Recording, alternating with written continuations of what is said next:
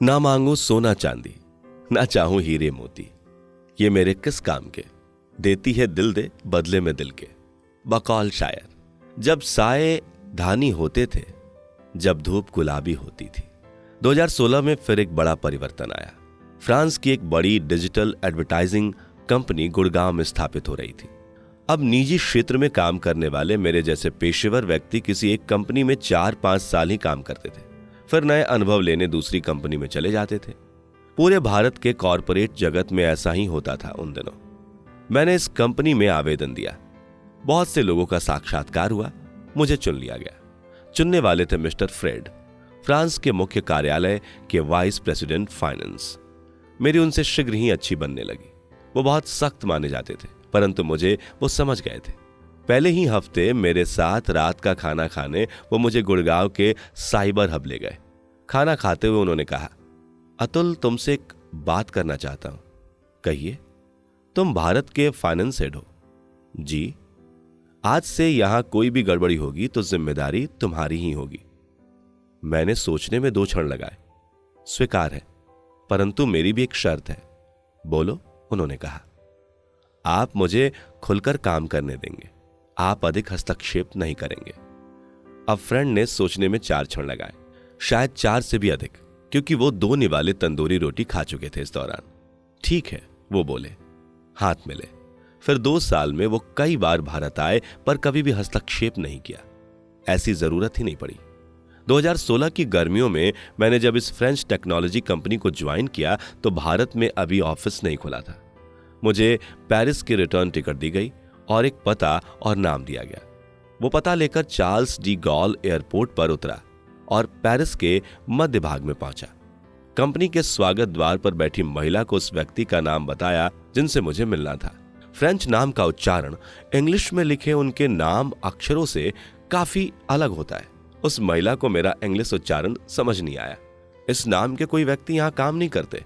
अब मैंने उन्हें कागज पर नाम लिखकर दिया तो वो पढ़कर हंसने लगी। इसका उच्चारण फ्रेंच में बिल्कुल अलग होता है सर। आप बैठिए, ये ग्लोबल प्रोजेक्ट हेड है, मैं उन्हें बुलाती हूं। मेरी जान में जान आई। मैं मिस्टर फ्रांसवा से मिला। मिस्टर फ्रांसवा एक युवा और प्रतिभाशाली व्यक्ति थे। उनका काम था तूफान की गति से बढ़ती इस टेक्नोलॉजी कंपनी को पूरे विश्व में फैलाना। यह काम ही ऐसा था कि पूरा विश्व नापे बिना अच्छी तरह से नहीं हो सकता था। मुझे 15 दिन उनके साथ काम करना था और भारत में कंपनी स्थापित करने की बारीकियां उन्हें बतानी थी। मेरी कुर्सी बिल्कुल उनके साथ लगा दी गई। दिन में 8 घंटे वो सिर्फ मुझसे भारत की अर्थव्यवस्था, व्यावसायिक नियम, कराधान नियम, अकाउंटिंग इत्यादि के बारे में बात करते। मैं उन्हें विस्तार से भारत के बारे में बताता। यह मेरा पसंदीदा काम था। 10वें दिन उन्होंने मेरे सामने एक प्रस्ताव रखा। तुम मुझे ज्वाइन क्यों नहीं कर लेते सहायक प्रोजेक्ट मैनेजर के तौर पर? तुम्हें भारत के बारे में इतनी अच्छी जानकारी है। मुझे भारत के बाद एशिया के 3 और देशों में कंपनी स्थापित करनी है। तुम मेरी मदद कर सकते हो इस काम में। यह सब अचानक बोला गया था। मैं समझ नहीं पाया कि क्या जवाब दूं। शांत बैठा रहा। अब वो आगे बोले, मेरा प्रस्ताव है कि कंपनी तुम्हें तुम्हारे परिवार सहित पेरिस में रहने का घर देगी और तुम पेरिस स्थानांतरित हो जाओगे। आज मैं देखता हूं कि हिंदुस्तान का युवा ऐसे किसी प्रस्ताव को एक सपने का साकार होना ही मानेगा, तुरंत स्वीकार कर लेगा। ना का तो कोई सवाल ही नहीं है। परंतु मेरे मस्तिष्क में कुछ और ही विचार आ रहे थे। मैं सोच रहा था मां के बारे में। वो अपनी दिनचर्या इस नगरी में कैसे पूरा कर सकेगी। मैं सोच रहा था प्रभा के बारे में। इतनी साधारण इच्छाओं वाली लड़की अपनी जड़ों से कटकर इस अकेले समाज में कैसे खुश रह पाएगी। मैं सोच रहा था अपने बारे में भी। सिर्फ पैसे, चकाचौंध, रुतबे के लिए अपने देश को छोड़ा जा सकता है। मुझे जीवन से क्या चाहिए? सिर्फ एक प्यार भरा दिल, बहुत सा निर्बाध प्रेम, अपने परिवार के लिए पूरा समय। मैं एक साधारण जीवन जीना चाहता था। मुझे किताबें पढ़ना, प्रभा के साथ रहना, माँ और बच्चों के साथ पूरा समय बिताना अत्यंत प्रिय था। समय सीमित ही है। चाहे पैसे का पहाड़ खड़ा कर दो, परंतु उसे खड़ा करने में जो समय लगेगा उसकी भरपाई अपने जीवन के महत्वपूर्ण इंसानों का समय खोकर करनी पड़ेगी। मुझे यह बात अच्छी तरह से समझ में आती थी। मुझे यह भी भली प्रकार से पता था कि प्रभा और माँ यहाँ आकर अकेले पड़ जाएंगे। जो जहाँ का पेड़ होता है वो वहीं बेहतर फल फूल सकता है। और माँ और प्रभा तो कदम के वृक्ष थे। कदम के वृक्ष की महिमा तो भारत में ही है। मैंने उन्हें जवाब दिया, प्रस्ताव के लिए शुक्रिया, परंतु अभी मैं कोई निर्णय नहीं ले पाऊंगा। मुझे भारत वापस जाकर अपने परिवार से बात करनी पड़ेगी। मैंने प्रस्ताव को एक तरह से टाल दिया था। भारत पहुंचकर मैंने उन्हें ईमेल कर दिया कि परिवार की कुछ चिकित्सकीय जरूरतों के कारण अभी मैं फ्रांस स्थानांतरित नहीं हो सकता। उन्होंने लिखा, ठीक है, फिर भी मैं कुछ दिन इंतजार करूंगा। परंतु बात अब आई गई हो गई थी। इस फ्रेंच कंपनी को ज्वाइन करते ही मैं एक तेज भागने वाली ट्रेन में सवार हो गया। यह डिजिटल परफॉर्मेंस मार्केटिंग की दुनिया थी।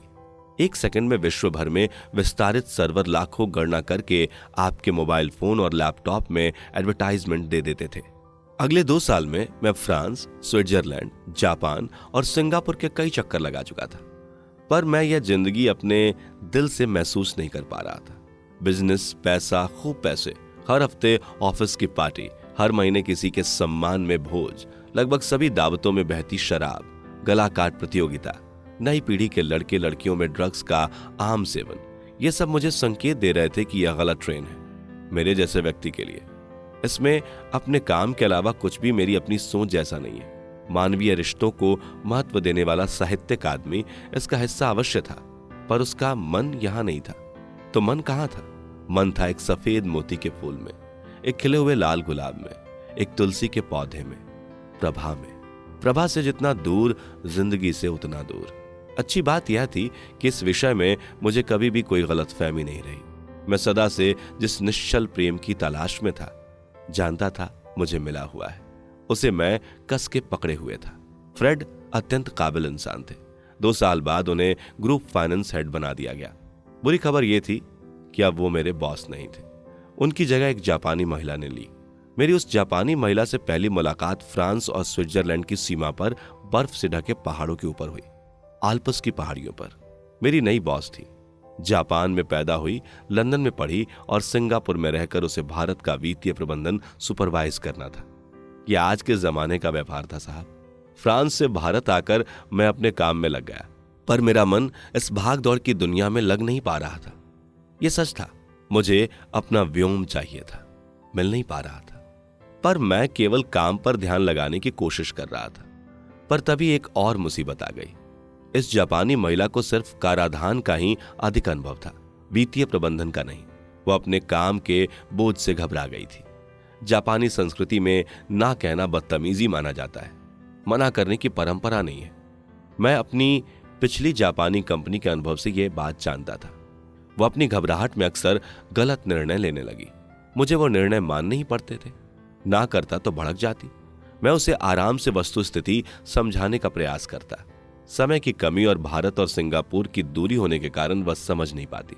मैं उसको मिलकर विचारों का आदान प्रदान करने के उद्देश्य से सिंगापुर ऑफिस भी गया, परंतु बात नहीं बनी।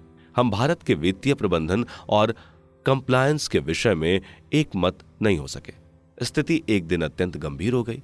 मैंने सिंगापुर के मानव संसाधन विभाग में अपनी बात रखी।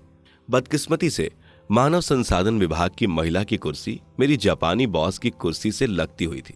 वो दोनों परम मित्र थीं। नतीजा तो अब शून्य ही होना था।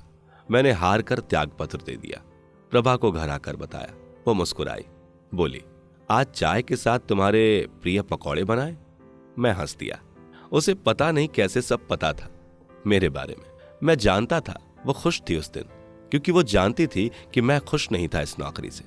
इससे कुछ महीने बाद मुझे एक जर्मन आईटी कंपनी में नौकरी मिल गई और मैं 6 महीने के कॉन्ट्रैक्ट पर पुणे चला गया। उस कॉन्ट्रैक्ट के समाप्त होने से पहले ही उस कंपनी ने मुझे मुख्य वित्तीय प्रबंधक का प्रस्ताव दे दिया और मैं अगले 2 साल पुणे में अकेला रहने लगा। हफ्ते में 1-2 चक्कर घर के लग जाते। पर पहली बार 20 साल बाद प्रभा से दूरी थी, जो हम दोनों के लिए विचित्र स्थिति थी। एक सच्चे मित्र की तरह प्रभा ने सब संभाल लिया दिल्ली में, ताकि मैं अपना कर्तव्य निभा सकूं। पर चैन ना मुझे था ना उसे। आखिर वायरस के कारण सितंबर 2020 में हम दोनों 6 महीने एक साथ पुणे में फंसे रहने के बाद दिल्ली सकुशल आ गए थे।